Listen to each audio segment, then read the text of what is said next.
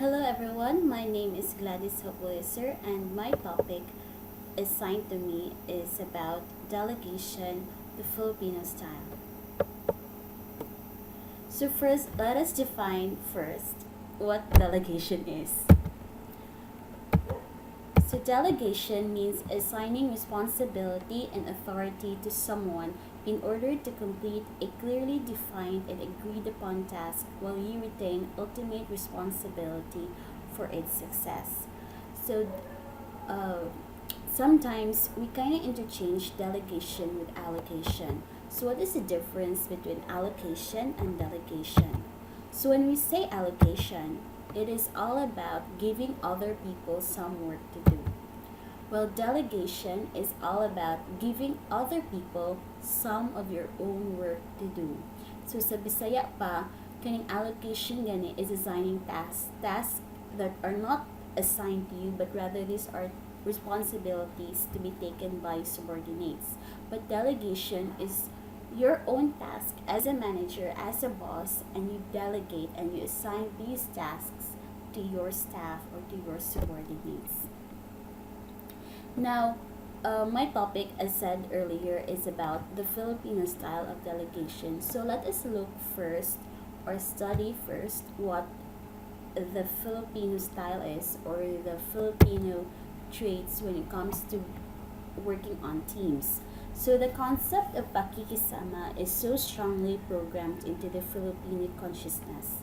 It is extremely important to be aware of the sense of face of every member of a group, because an insult to one could be construed as an insult to all. Teams expect to be clearly led by the manager, and the manager is expected to act as a champion of the group in all situations.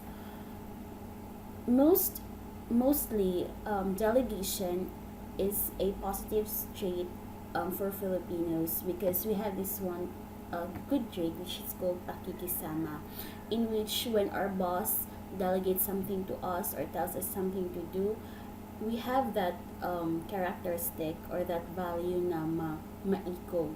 So what we do is we say, yes, yes. Kasi yung boss, oh, ako ani, okay ako ani, sir, okay ako ani, ma'am. So that is our take of pakikisama. But is it really what is really delegation? Is it delegation when you assign tasks sa inyong mga subordinates and they are always willing because of this Filipino trait? So we will be learning more about delegation and how it is very important for any organization. So also, we have this called manager by kayod. So what is kayod? Kayod is a Filipino term that means to sweat it out or to give oneself to hard work. So sometimes, or most of managers or bosses have the tendencies also to work it out by themselves. Like, you wanna prove na you are hardworking, you wanna prove na you can do it by yourself. So there is that tendency na kumakayod ka and you do it lang by yourself. So a manager by kayod, he cuts down problems into manageable size, and this is what we call sigurista. And here, after this slide, we will be talking more on how if delegation can help an organization, and how we could also apply it in each of our schools, in each of our institutions or agencies that we are connected with. So now, I have here some diagnostic questions to assess yourself of how good or bad we are at delegation or at delegating. So I want you to just answer in your mind, or just think about your answer, and let us assess ourselves. Here we go. Are you ready? Okay, here we go. First question: are you working extra hours while your employees are going home on time? Pabilin ba ka nga grabe na kaayo dito sa inyong office, when namang na halos ang tanang suga sa eskwelahan? Do you have a work backlog with many items being dependent on you to start or progress? I mean, the team cannot go on. Okay, ikaw mismo, ikaw ang backlog. Backlog meaning you're not able to start on time. Daghan kayo ang mga paasikasuhon pa kay daghan kay um, naghuwat nga daghan nga dapat nga asikasuhon. So and the tendency is the rest of your teammates or your subordinates or when your teachers, staff, they could not also proceed because you need to start it. Ikaw ang maka-provide sa next step. Third, are you doing things your employees should be doing or can do at a lower cost? Are you doing things that you are not expert at? Are you doing work that is a level below your job title? So if you answered yes to these questions, then you're officially stuck in the hole and you need to find a way to delegate more in order to manage your own workload and keep your employees engaged.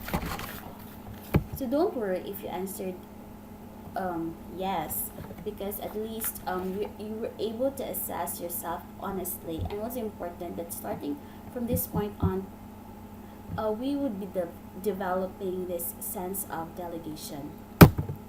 So why do managers, find it difficult to delegate? So do you have any ideas why some managers, some of our bosses, or you yourselves find it hard to delegate? So here are reasons or kinds of mentalities why some people find it hard to delegate. We have this mentality that it's easier and quicker to do it myself. Delegation is hard because managing people is difficult. So people can be stubborn atong kauban sa office. Even the best employees kinamaayuhan sometimes tungod kay sa iyang pagkamaayo, they have their own minds nga, they have their own kanang pagka-bright nga sila na dili na maminaw. So people don't like being told what to do, and you may fear what will happen when you ask your employees for help. So sometimes it may seem easier to do something yourself than it is to figure out the best way to assign your team members appropriate tasks. So a second mentality is, my boss may think I cannot cope. So if you are someone who is in an authority nga people po under you, you still have a boss, right? So one mentality why we do not delegate is that maybe our superior may think, di ka kay bo, kaya na imong i-delegate sa uban.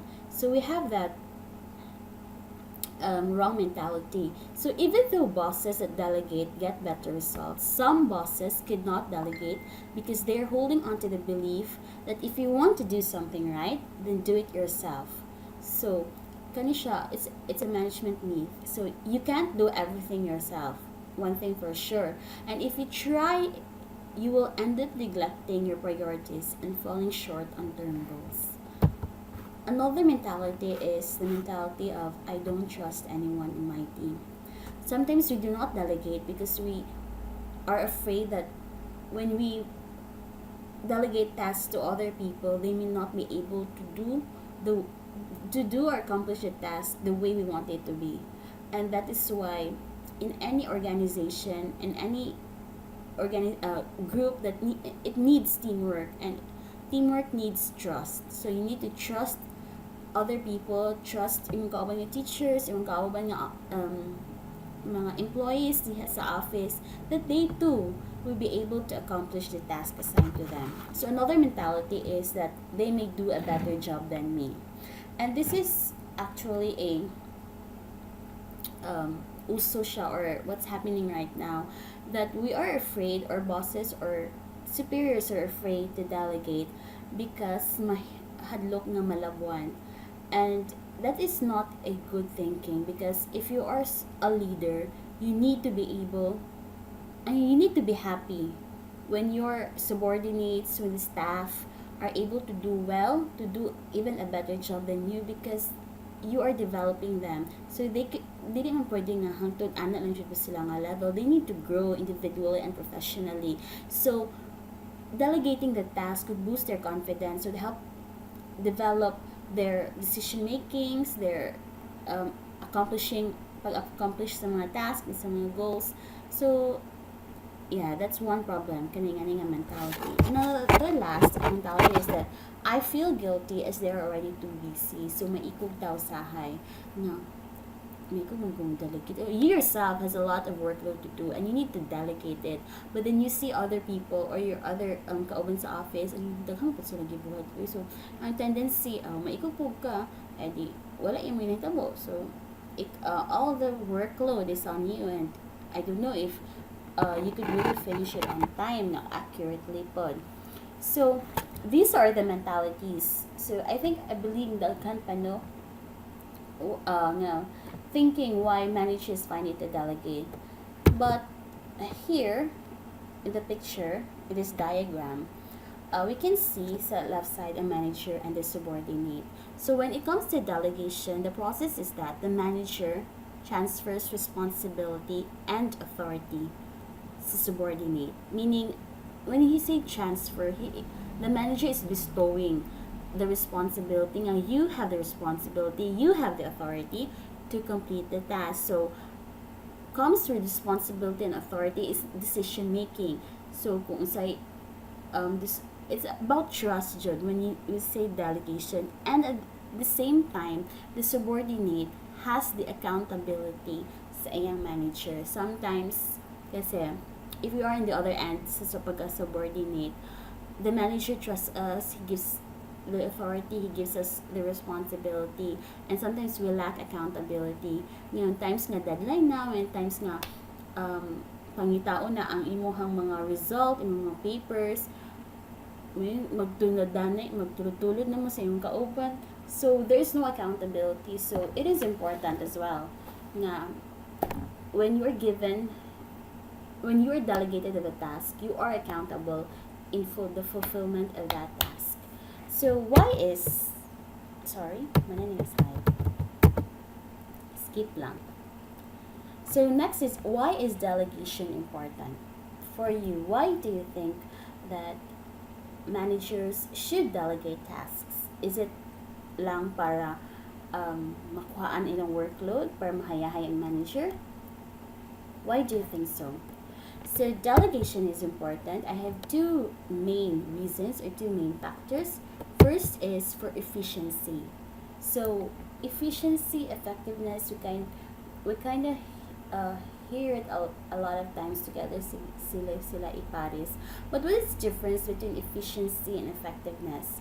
So say for example, gisugo ka nga maghimo og chair, like super layo, maghimo og chair.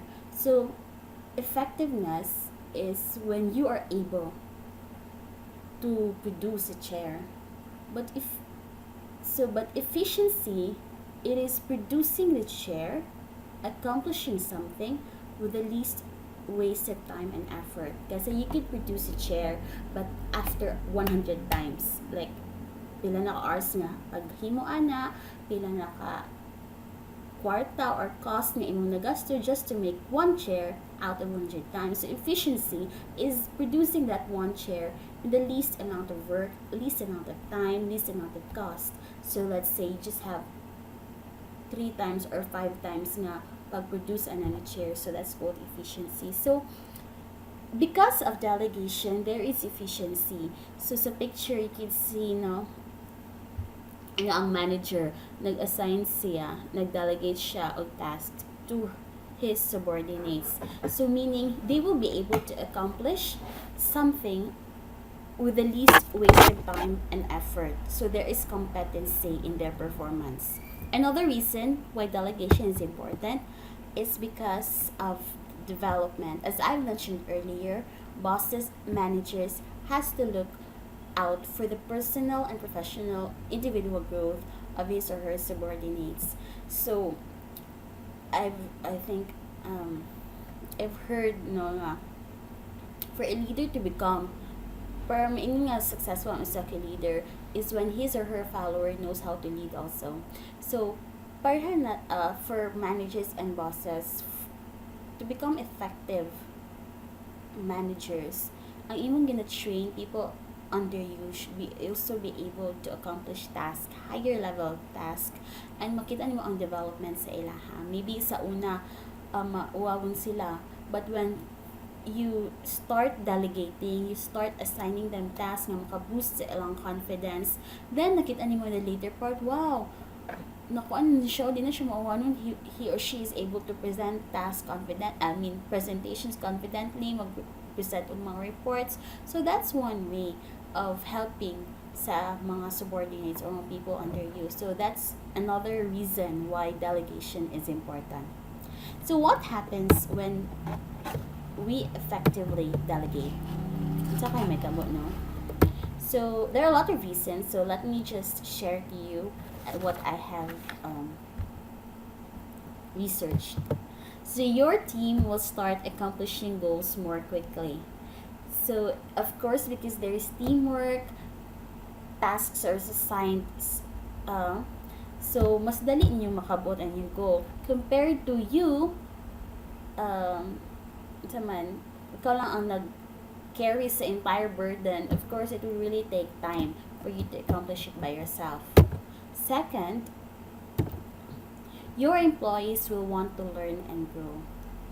So, because you delegate tasks, what happens if you're in the receiving end? Remember the time nga na imong superior nagdelegate sa imong task, and of course, nga mo mahadlo ka.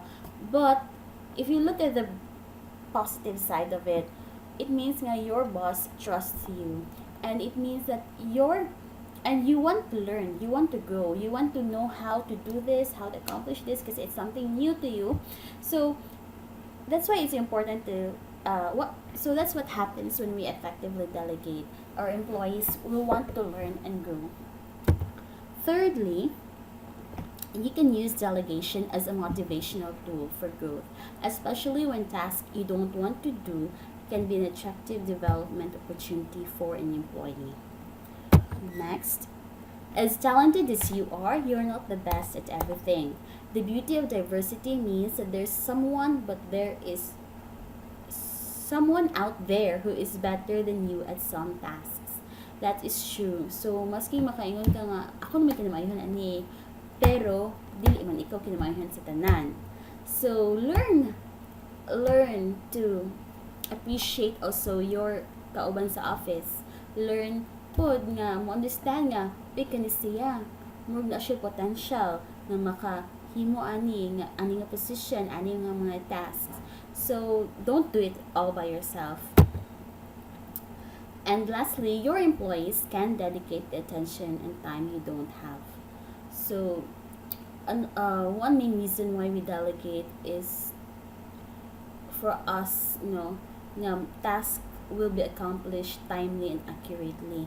And if you yourself as a manager, as a leader, daghan na kayo kag na carry nga mga workloads, so dili tanan, maglisod ka og budget sa imong time. So you could delegate those tasks, and those employees, especially nga wala yung magipanghimo, they could focus because they have all the attention and the time that they have para sa accomplishments ng task. So next is, how can you become better at delegation? What do you think? How? First is evaluate what you can and can't do. There is no one who knows your schedule and abilities better than you do. So when you get a new project, take the time to determine what needs to be done and what you should be contributing to the project. Secondly,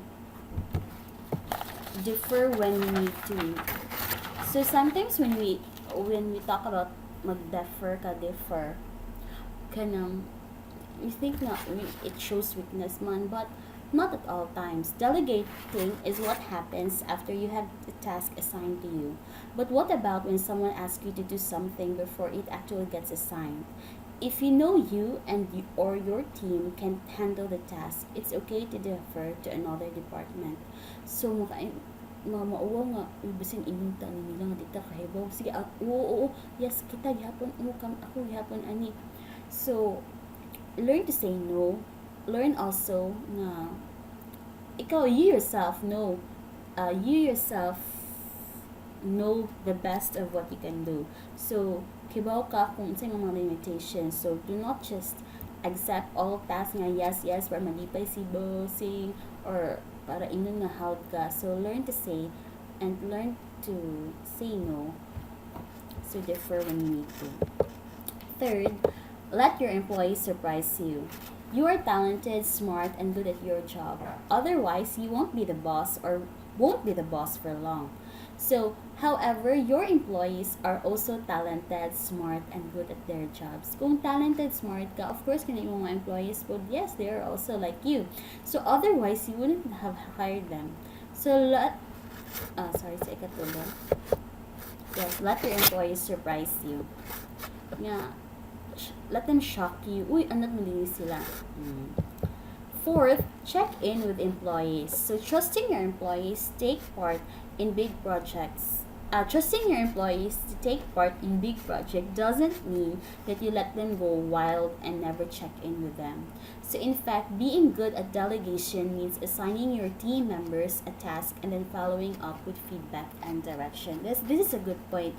Because sometimes what managers do is they delegate, oh, ikaw ani, but they forgot to follow up. Of course, part of delegating, you need also to monitor kasi you'll be chasing naman kung sakto mo nagibuhat. Pero it's not that much of a workload compared to ikaw jud ang magbuhat sa tanan. It's monitoring, letting them know nga you are guiding them, you are seeing through sa inyong ipangbuhat. So, check in with your employees. Fifth, be clear about the desired outcome. So, be specific. Let your vision, let your goal be mahibawaan po sa imong mga subordinates para right on track mong tanan. 6, match the responsibility with the skill set. So it seems obvious that you shouldn't ask your copywriter to design a brochure and you shouldn't ask your designer to make a sales call.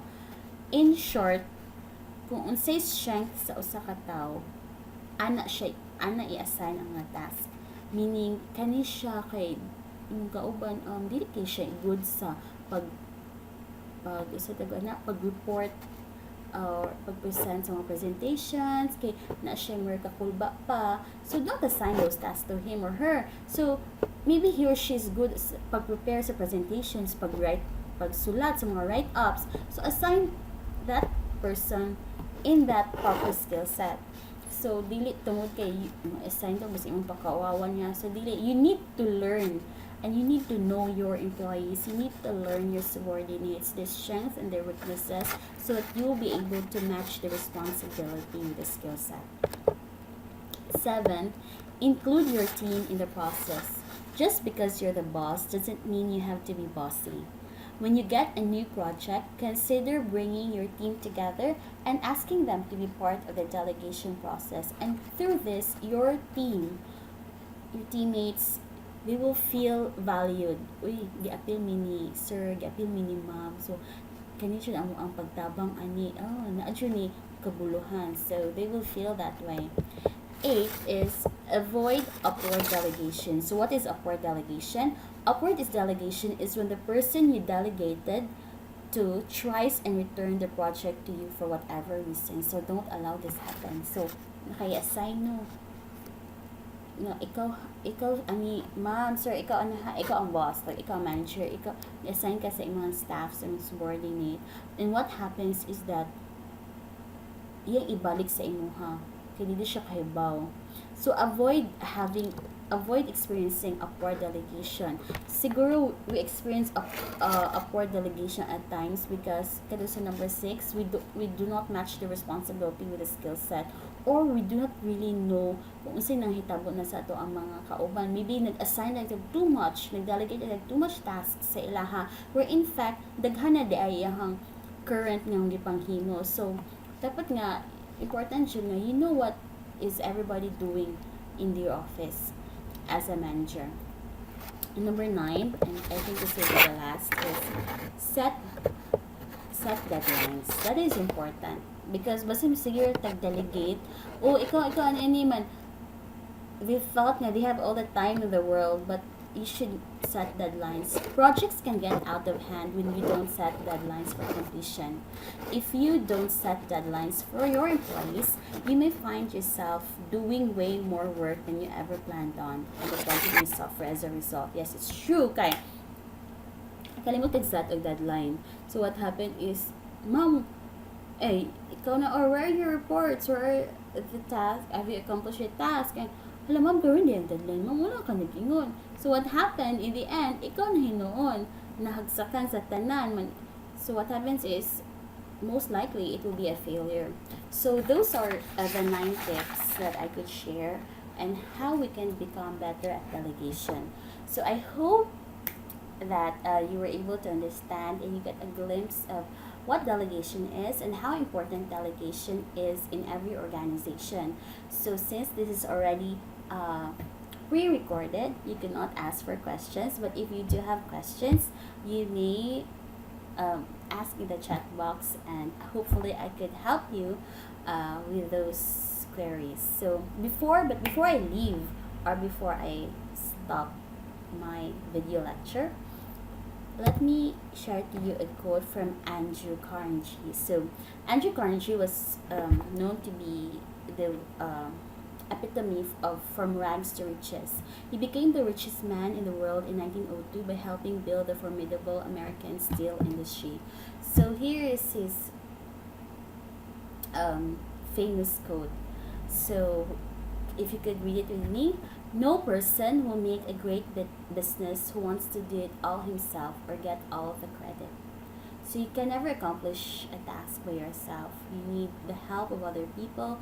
You need the help of your subordinates, of your colleagues, of your fellow employees. So never hesitate to be